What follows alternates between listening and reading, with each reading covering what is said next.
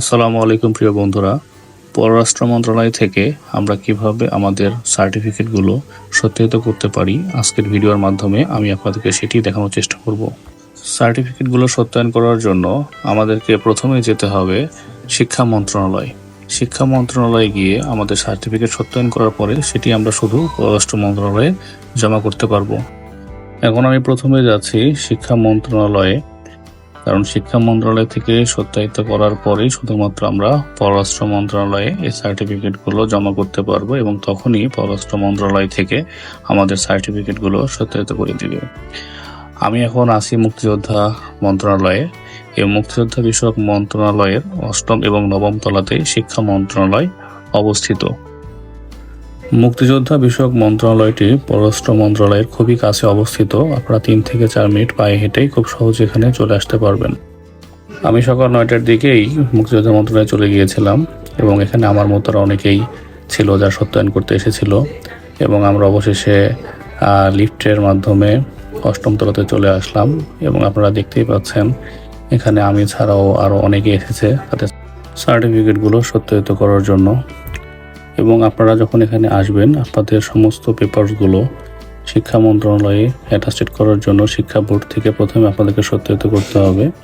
এরপরে আপনারা এখানে এসে আপনাদের কাগজপত্রগুলো জমা করবেন এবং আপনারা দেখতেই পাচ্ছেন সরকারি দিন ছুটি ব্যতীত সকাল 10টা থেকে দুপুর 12টা পর্যন্ত সমস্ত কাগজপত্রগুলো এখানে সত্যায়িত করা হয়ে থাকে। কক্ষ নম্বর 808-এর 8ম ফ্লোরে আপনারা খুব সহজে এখানে এসে আপনাদের শিক্ষা বোর্ডের সত্যায়নের যে কাজটি সেটি খুব সহজে করে ফেলতে পারবেন। শিক্ষা মন্ত্রণালয় থেকে সত্যায়ন শেষে আমি এখন চলে এসেছি পররাষ্ট্র মন্ত্রণালয়ে।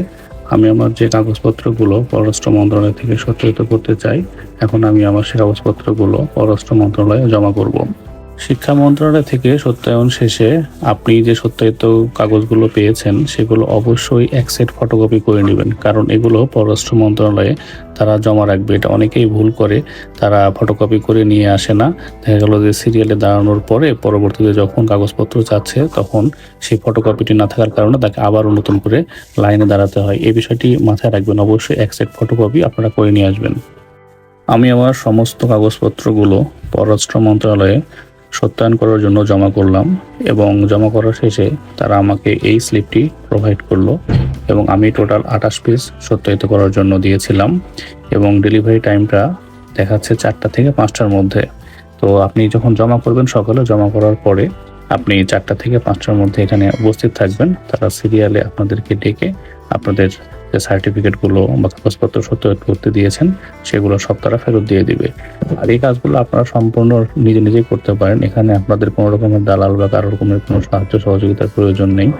আপনারা প্রথমে সকালে আসবেন, আসার পরে মুক্তিযোদ্ধা মন্ত্রণালয়ে যাবেন, যাওয়ার পরে সেখানে শিক্ষা মন্ত্রণালয়ের 8ম তলাতে অবস্থিত সেখানে আপনাদের সত্যায়নের যে কাজটি আছে শেষ করে ফেলবেন। করার পরে 11টার মধ্যে আপনারা চেষ্টা করবেন পররাষ্ট্র মন্ত্রণালয়ে চলে আসার জন্য। পররাষ্ট্র মন্ত্রণালয়ে জমা করার পরে আপনি 4টা থেকে 5টার মধ্যে আপনার যে কাগজপত্রগুলো আছে সেগুলো ডেলিভারি পেয়ে যাবেন। ধন্যবাদ। আমার ভিডিওটি যদি আপনাদের ভালো লাগে তাহলে অবশ্যই ভিডিওতে লাইক, কমেন্ট এবং শেয়ার করবেন এবং আমার চ্যানেলটি অবশ্যই সাবস্ক্রাইব করে রাখবেন। এরকম আরও অনেক সুন্দর সুন্দর ভিডিও আমার চ্যানেলে আপনারা পাবেন।